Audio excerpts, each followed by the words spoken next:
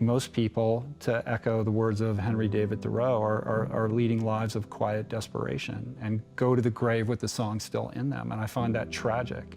And so if there's anything that my work is about, it's about helping people become cognizant of that and to take action so that they don't become that person leading a life of quiet desperation, which I think a lot of people are, and I find that heartbreaking. You know, what's your major malfunction right now? What's the thing that keeps you up at night? Who do you resent the most? What are you afraid of?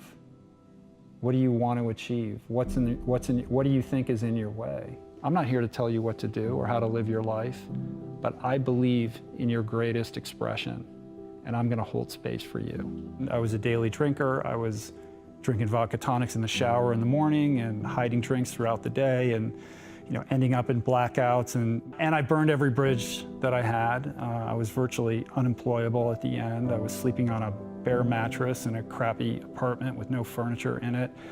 My options had been eliminated. My life was eviscerated. My family didn't want anything to do with me. I'd lost my friendships.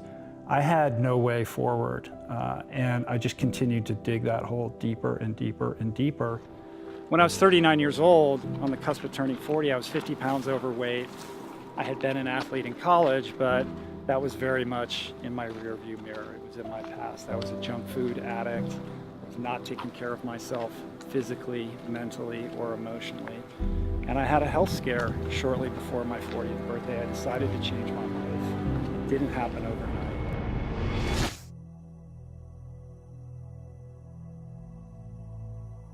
On the one hand, I love pain. I love trying to push the outer edges of the envelope of what the pain experience is in a physical sense. And it's also been my greatest teacher in terms of things that I've accomplished, but also my errant ways as well. Pain is truly the only thing that's ever gotten me to change. So it's been my growth accelerator as well as my reminder of when I've gone astray. I mean, I was a very awkward, insecure kid who had a lot of difficulty making friends and figuring out what the rules for life were. And I was also somebody who was not athletically inclined at all.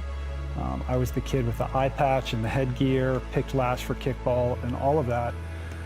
But the one thing that I was actually fairly okay at was swimming. And when you're good at something when you're a kid and you're having difficulty in other areas, that's what you're going to gravitate towards. And that's what I did. And I learned quickly that I was not the most talented swimmer. But in my early teens, I realized that if I was willing to put in the work and do certain things that other people weren't willing to do, that I could bridge that talent gap and pick up a lot of white space. And that meant getting comfortable with pain, to bring it back to your question. So throughout my teens, I would routinely throw down crazy sets in the pool that no one was willing to do.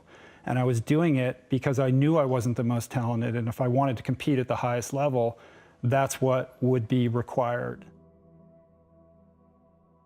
How did you go in school? You're being bullied at one point. You see this opportunity to get better. What do you start telling yourself or doing to be able to make pain your friend, to push past it so that you could begin to, beat other people at something? It's almost like a deep meditative state, and it's a very one-to-one relationship between the pain that you're willing to suffer and the progress that you're going to make. And I saw swimming as my way forward and my way out. And so what that meant was the more that I was willing to suffer, the more likely it would be that I was going to create a positive trajectory out of this painful scenario that I found myself in.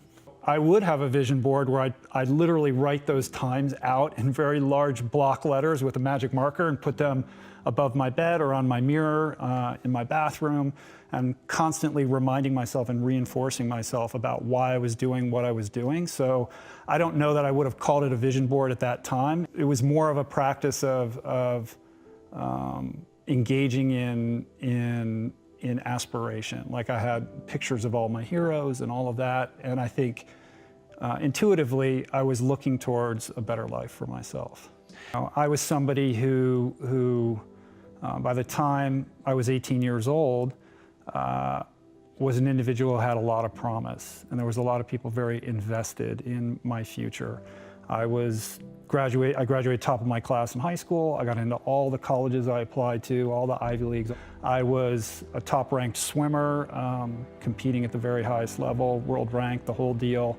And so my future looked very bright. And then alcohol got introduced to my life, and it was a very progressive decline in my aspirations. And at the very end, I was a daily drinker. I was drinking vodka tonics in the shower in the morning and hiding drinks throughout the day, and ending up in blackouts and more than my fair share of incomprehensible, demoralizing situations. And I burned every bridge that I had. I was virtually unemployable at the end. I was sleeping on a bare mattress in a crappy apartment with no furniture in it. My options had been eliminated. My life was eviscerated. My family didn't want anything to do with me. I'd lost my friendships. I had no way forward.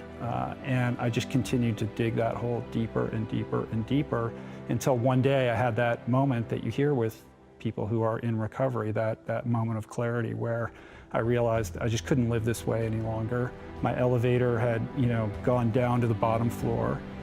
And I met my pain threshold, back to this thesis around pain. Like I had reached a point where I could no longer tolerate the pain of my current situation. And the pain associated with the fear of change was eclipsed by the pain that I was feeling in that moment. And that's what motivated me to change. I went to a treatment center where I lived for 100 days, which is a pretty long time to be in a rehab center. And I did that because I knew if I didn't get this right, that my life was done, And so I took that opportunity seriously. I recognized that despite the fact that I think I'm a smart guy, my best thinking had me literally institutionalized. And that if I couldn't get a grasp on how to live and develop some new skills and a new toolbox for how to approach my life, that I was going to end up in jail, or I was going to kill somebody else or myself. I think for me, it's really anchored in awareness and presence. On that staircase, I was able to really understand that I was having an important moment in my life. And the reason I was able to recognize that was because I had that moment so many years prior when I decided to get sober. It was a very specific moment in time where I made a decision, and that decision set in motion a series of events that changed my life so completely that I couldn't imagine my life had I not made that decision.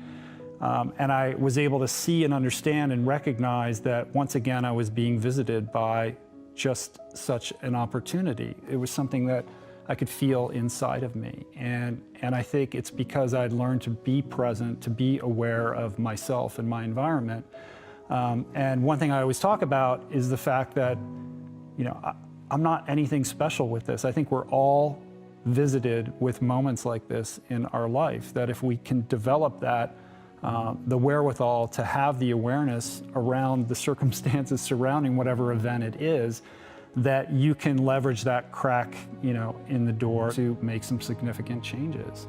And I'm somebody who, and I've heard you talk about this before, I'm somebody who when I make a decision, like that's it. I can step over that line or walk through that door and not look back. Like I can be determined, be focused enough, and diligent enough, and dedicated enough to leverage those moments when I make that decision to really make significant changes that stick and stand the test of time.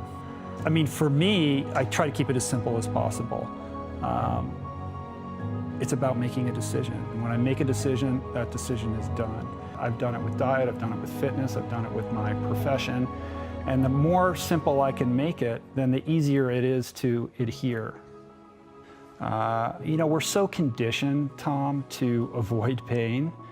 every message that we see, every billboard we see, every advertisement that we're exposed to is telling us that happiness can be purchased through comfort, through luxury, through ease. And that's sort of implicit in that is that that's how we find happiness. And I can tell you that I'm happiest and most alive when I'm butting up against the outer edges of my pain threshold. And I'm not afraid of it. And so when I start to feel that sensation, rather than shirk away from it, I realize that's an opportunity to experience a heightened sense of myself and my environment, to really be in a position where everything else falls away and it's just you and your ability to take one step forward. There's a purity to that that again is another great teacher. And so in terms of techniques, I've just learned through experience that, just like David Goggins says, when the signals that you're receiving are telling you to stop, that you don't necessarily have to pay attention to that you are capable of so much more if you can develop the acuity, the presence of mind, and the wherewithal to then take that next step. And when you're on the other side of it, to realize you're still okay and you can take another step. And your horizon extends, and you realize that there's a whole world of potential and possibility available to you that you weren't previously aware of. No, I definitely didn't. I've been a corporate lawyer for many years. I was a corporate lawyer during the period of time that I wrote that book. And the book was successful, and yet in the wake of that book being published and doing well, the phone didn't ring. And I had let my bar membership lapse, and here I was, ready and available to speak to the world and be of service, and the opportunities just weren't flowing. It was a very difficult time, and it tested me to my core. I mean, we almost lost our house. I had cars repossessed. We couldn't pay our bills. It was very emasculating. But I think the alchemy of going through that has been something that now allows me to speak from a place of greater truth and depth with what I do. So I'm grateful for the experience.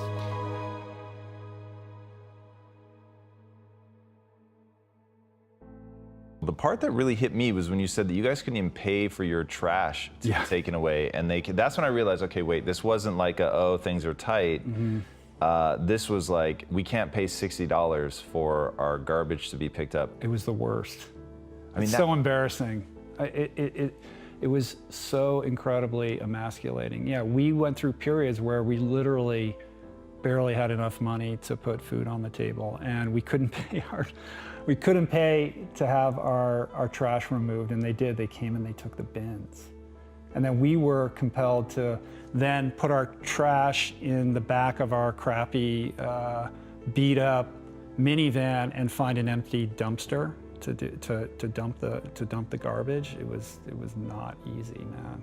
So I have 4 kids, and it's something that was very challenging as a parent. And again, I keep using the word emasculating as somebody who is supposed to be the head of household and take care of these sorts of things. To be unable to do that was incredibly difficult. I worked my ass off and exploited every opportunity that presented itself. I did a ton of speaking gigs for free. I did anything that was asked of me, anyone who would want to talk to me, but it was really just a function of showing up, working my ass off, saying yes, and having a strong core belief that I was on the right path.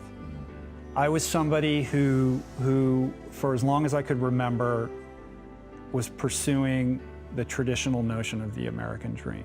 Get into the best college, study hard, get into the best grad school, get the best job, show up early, stay late, partnership track, all of that, right? But that I'd never really stopped to think, what is important to me? Like, who am I? And like, what am I here to express? And I didn't have answers for those questions. All I knew was that I felt like I was living someone else's life. And so my exploration in sobriety and ultimately then in ultra endurance sports was really my personal method of trying to resolve these issues for myself, to try to learn who I am. You know, one thing you talk about all the time is goals, setting goals and being very clear about what those goals are. I think that most people set the wrong goals for themselves, and it's because they're disconnected from who they are. They are living someone else's life, or they're living a life that's so disconnected from who they are, it becomes very difficult to set the right goals. So I think in order to reconcile that, you have to look inward. You know, and that can be different for everybody. That can mean a consistent meditation practice. That can mean therapy. That can mean, you know, starting to do yoga. It can mean many, many things. But I think there's no end run around the very difficult, long process of really trying to be honest with yourself about who you are, what's important to you, what you care about, and then beginning to breathe life into those things, as frivolous as they may seem, to bring expression to the things that you do care about, that get you excited in the morning. And that doesn't mean you quit your job tomorrow, but the more you can foster something that has personal importance to you, I think that's the first step in trying to move past whatever it is that's holding you back, whether it's professionally or personally, to being a more integrated, authentic version of yourself. We're all spiritual beings having a human experience. And I don't mean that in any specific dogmatic sense, certainly not in any specific religious sense, but what I do mean by that is that there's more to this experience of being human than meets the eye. There's more to it than we can possibly comprehend. And I think there are energies available to us if we open our perspective and become more curious about the world than I think we're programmed to be. So for me,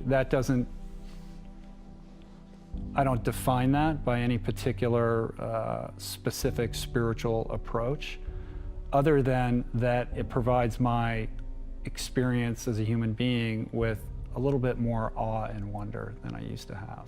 You know, as somebody who, as I explained earlier, as a young person, I did the math and I realized if I outwork everybody in the pool, I can be as good as anyone else. If I outwork everyone in the classroom, I can graduate at the top of my class and get into Stanford and Harvard. And so my worldview was informed through the prism of those experiences, which taught me self-reliance is everything. Don't expect anybody to do anything for you. I'm the only one who can get it done. And if you just buckle down and go the extra mile, you will solve the problem and you will make your way in the world. Every success that I had had in my life was a result of my self-will. Why won't my self-will solve this problem? And that hole got deeper and deeper and deeper until I was a completely broken human being. And I had to raise my hand and ask for help for the first time. And that forced me to start to think about letting go and surrender in a new way. And I've come to believe and understand that surrender is a very powerful, courageous thing to do. It's okay to say you don't know. It's okay to ask for help. I had to let go of this operating system and step into a sense that perhaps there's a better way, a greater way that involves me saying, I can't control this, which was terrifying for me. But it is in that process that I allowed people to help me, that I became open to a new way of approaching my life that has made me stronger, more powerful, more capable, and more successful than I ever thought that I ever would be.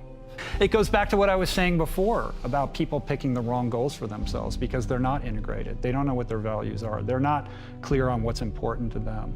They're not really in contact with their internal muse. You know, one of the examples I always give is this idea that we all have some unique song here to sing on planet Earth. Like I believe that. And that doesn't mean that everybody can be LeBron James or that you have some insane talent.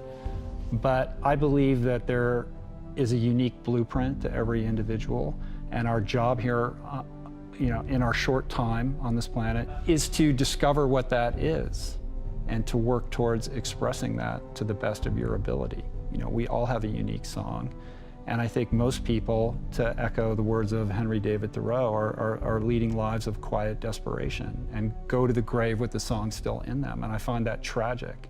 And so if there's anything that my work is about, it's about helping people become cognizant of that and to take action so that they don't become that person leading a life of quiet desperation, which I think, I don't know, I wouldn't want to say most people, but a lot of people are. And I find that heartbreaking. If you're eating garbage food, if you're eating fast food and you're not sleeping and you're, drinking 5 cups of coffee a day or whatever it is you're doing, and you're stressed out about your job and you're just living moment to moment to get through the day, do you think that you're going to be in touch with whatever is really important to you? You're just trying to hit the pillow at night and pay the bills. And that's most people. And if you give people a minute to pause and reflect, and you can clear all of that out and feed them healthy food and give them a good night's rest and ask them questions that most people aren't asking them, and they're certainly not asking them themselves, I think that's the process that begins or sets in motion the gears in the mind and in the emotional body to begin to bring all of that to the surface. What's your major malfunction right now? What's the thing that keeps you up at night? Who do you resent the most? What are you afraid of? What do you want to achieve? What do you think is in your way? I think just by asking people questions and then holding a vision for that better life for them, to say, I believe in you. I'm not here to tell you what to do or how to live your life, but I believe in your greatest expression, and I'm going to hold space for you. To give people permission to be honest, to be vulnerable. We're so afraid of being vulnerable. We're terrified of being honest. We're so used to being judged and being held to a standard that society sets for us that we don't give ourselves permission to even ask these questions, let alone answer them. I would like to move the needle in a substantial and long-lasting way for as many people as possible with respect to not only how they think about and practice habits around food and fitness and lifestyle, but to really catalyze people to understand that, like I said earlier, all of us, every single one of us, is capable of so much more than we allow ourselves to believe. And I know that's a theme on your show. David Goggins talked about it, James Lawrence talked about it. These are friends of mine who have touched the outer realms of endurance, and ultra endurance teaches you that. It's easy to say I'm an outlier, but I'm not. I really am not anything special. I had the courage and the audacity to pursue these things, and in so doing, I have realized that human potential is malleable. We're all sitting atop massive reservoirs of untapped potential and ability. And my dream and my goal and everything that I do is oriented around getting people to not only understand that, but connect with that and begin to practice that, to manifest that in their own specific way.